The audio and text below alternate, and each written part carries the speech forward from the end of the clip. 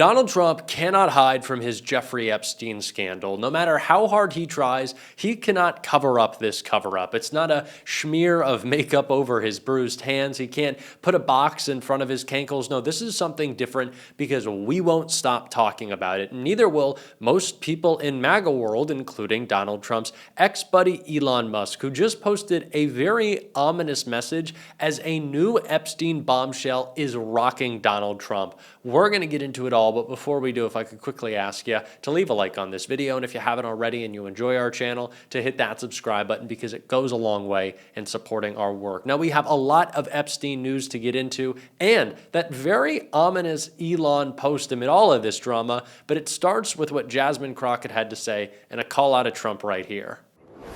What do you say to lawmakers who heard their stories and they still refuse to support a full investigation into the Epstein case? I think they all deserve to lose their seats. I mean, at the end of the day, we swear an oath to the Constitution, and we swear to serve and to protect Americans. And right now, as you just had a conversation about this administration that is not attacking enemies, but has decided that it wanted to be an enemy towards its own American people, this is yet another attack on us. And what type of precedent is it setting, and what is it telling those that are suffering right now as victims as it relates to our elected officials? It says that so long as you have enough money and or power, then you will be protected and not the most vulnerable amongst us. We are talking about people that were children. You played a clip of Miss Farmer who talked about her as well as her sister that were abused in the 90s, and they reported this, and unfortunately nothing happened to the extent that we had survivors that were giving us testimony as late as 2008 when he was absolutely supposed to be incarcerated in Florida, yet he was still somehow managing to abuse women. We have to stand up. I don't know who's in these files. I don't know if they're Democrats, Republicans, or independents. I don't know if they're donors to any specific campaigns. I have no idea. And honestly, it just doesn't matter.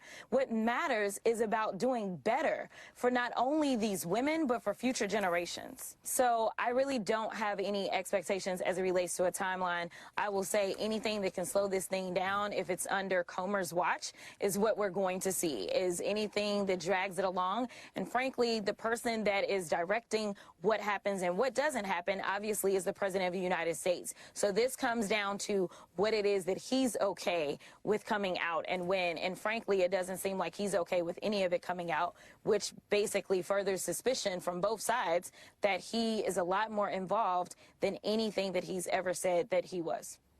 Any Republican that heard the testimony of the Epstein survivors and refuses to acknowledge their pain, to fight for justice, should lose their seat. It is an abomination, especially when all of these people, not just Donald Trump's campaign, but all of them, used the pain of those survivors as a political pawn. That is what happened with Jeffrey Epstein. It was a political pawn for Donald Trump. It was a political pawn for the MAGA conspiracy theorists. And now they're not too happy that they actually have to own up to that fact. They don't like it, especially those with the loudest megaphones in the party, Thomas Massie, Marjorie Taylor Greene, and of course Elon, who posted a very ominous tweet, but right before he did, he started attacking the Trump administration again. I think it's interesting context before we get to that post. Elon Musk steps in to remind Trump Energy Department that batteries exist. Elon Musk stepped in on Sunday to highlight a glaring issue that the Department of Energy's attack on renewable energy by reminding them that the administration of a key innovation, battery storage. The polite clapback came after the Department of Energy amplified Donald Trump's familiar broadside against renewables while sharing Energy Secretary Chris Wright's Washington Examiner interview blaming wind and solar power for rising electricity prices. Attempting to score its own cheap points on Friday, the DOE's account declared wind and solar energy infrastructure is essentially worthless when it is dark outside and the wind is not blowing. Elon then responded with, of course, the knowledge that his company produces large-scale battery storage systems with, hello? He then linked the department to a film about the firm's energy storage work in Australia, where its large-scale energy storage product, Megapack, services utilities in a rural area with severe grid instability using solar power. That is the first time in a while that we have heard Elon Musk say really anything negative about this administration. He's been trying to lay low. And right after that, as we are about to get new bombshell Epstein news that we're going to get into, Elon posted this tweet. Elon wrote, "You'll thank me later." The top reply to this post said, "If you know," with a picture of a Donald Trump Jr. tweet that wrote, "Show us all the Epstein client list now. Why would anyone protect those scumbags? Ask yourself this question daily and the answer becomes apparent." So it looks like Elon Musk is returning to throwing a little Epstein shade at the administration, and just in the nick of time, as Robert Garcia and the Oversight Committee have bombshell Epstein news right here. Oversight Committee ranking member Robert Garcia joins us now. So, Congressman, it seems like tomorrow is shaping up to be a big day, and will part of the materials that the Oversight panel receives be the birthday book? Are you going to get this tomorrow? It's looking highly likely. We've been working, of course, with the Epstein estate. Democrats have been forcing, as you know, Republicans to take votes that they don't want to take. We got the subpoena for the Epstein files and are waiting the DOJ to release all those documents and continue to stonewall. We've pushed to get this birthday book and note, which I should remind everyone, Donald Trump has said does not exist. He says that, no, this birthday note that we know is in the hands of the Epstein estate, that does exist. We should be getting confirmation tomorrow. We should be receiving the book and all the Epstein documents from the estate tomorrow, and our intention is to make it public. Our intention is to ask the question, Mr. President, you said this note does not exist. It'll hopefully be in our possession this week, and we're ensuring that every document necessary to bring justice for these victims that we've, of course, heard this just last week, which has been, I think, very hard for the public to come to terms that the White House is covering these horrific information, these files, these crimes up. And so it's going to be a big week. This birthday book could blow up not just Donald Trump's own lies about Jeffrey Epstein, but what is so important is this administration hasn't just worked to protect Donald Trump. That's clear and obvious. We know that. But they've also worked to protect all of the other Epstein associates. We just saw Pam Bondi's DOJ ask a judge to not release to NBC News 2 names of Epstein associates who were wired $100,000 and $250,000 respectively. These were associates of Epstein receiving large sums of money, and the DOJ wants to keep those names private. These aren't victims who Pam Bondi is trying to protect from further scrutiny. These are associates. What's so damaging about the promise of that birthday book is how many more people are connected and how many more people could then implicate Trump or share information about him, because unlike Donald Trump, those people could be informants. Now, of course, we saw Mike Johnson the other day say that that's what Trump was, but he's corrected the record a little bit. Did the president tell you this specifically about his involvement? I was recounting what others have said. The president and I have talked about the Epstein evils many times. He's as disgusted by it as everybody else. He has long had a history of acknowledging that, and he has said repeatedly he wants everything to come out, all credible information, everything for the American public to decide. Was he ever asked to wear a wire or anything like that? I have no idea. No, I'm not saying that. I have no information about that whatsoever. I was repeating what has been common knowledge for a long time. The president was helpful in trying to get Epstein, for the law enforcement to go after Epstein. That's always been my understanding. That's common knowledge. It's the public's understanding. I was not breaking news there, okay? What I'm trying to emphasize is that the president is as disgusted about this as everyone is, all people of good conscience.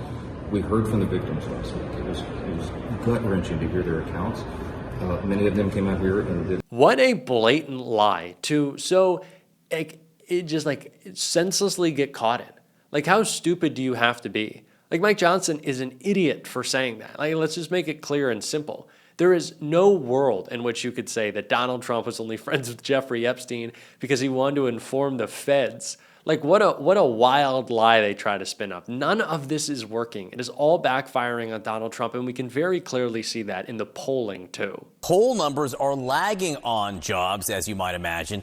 Then again, they're lagging on a lot and have been for a while. CNN chief data analyst Harry Etten is here. Sir, you see something of a pattern here. I do see something of a pattern. Sometimes we lose the forest for the trees, but I want to look at the forest, and it is one ugly duckling forest that we're looking at for Donald Trump. You know, look at this. Negative net approval rating for some. You know, we talk about one poll, the CBS News poll. We talk about another poll, the NBC News poll. Nuh-uh. Look at the aggregate polls and look how long Donald Trump's net approval rating has been negative. It has been every day since March 12th in the average of polls. We're talking about 181 days in a row in which Donald Trump has been underwater swimming with the fishes. There is no good data for Donald Trump when looking at the aggregate and looking overall. He has been negative for a very long period of time, the vast majority of his second presidency. What about the issues? Okay, what about the issues? You see this here, right?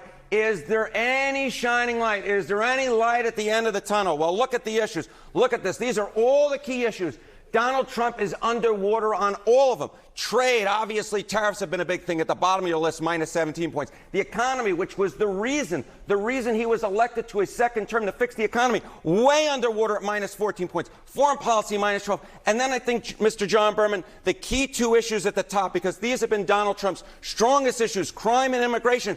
But get this. He is now underwater on both of these issues, if barely, but he's underwater on crime at minus 2, immigration at minus 3. On all the key issues, he is again swimming with the fishes. Consistency across the board. It is interesting, though, because the difference here does explain why even with these jobs numbers, which were historically bad on Friday, this is what he's focused on today. He'd rather be talking about this than this. Absolutely. All right, what about with key groups that may have influenced his election victory? Okay, so, you know, we talked about right at the top that every day since March 12th, what has changed since February in terms of making Donald Trump go from the positive side of the ledger to the negative side of the ledger? And this, of course, I think is so important.